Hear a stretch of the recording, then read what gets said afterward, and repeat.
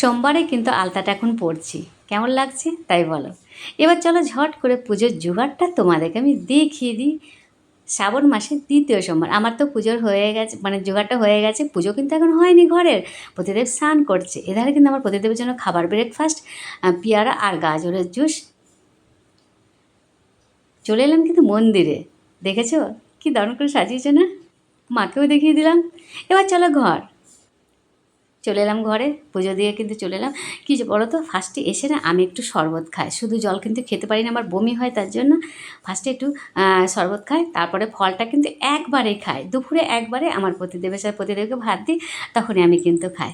তা চলো আর কোনো কথা বলবো না, ভীষণ গরম। তবে একটা কথা জানো, আজ কিন্তু মন্দিরে একদম ভিড় ছিল না, কেন বলো তো, এই ফার্স্টটা লাস্টটা করে, মধ্যের দুটো কিন্তু অনেকেই করে না। তা তা চলো আর কথা নয়, এবার খাই জল। টাটা।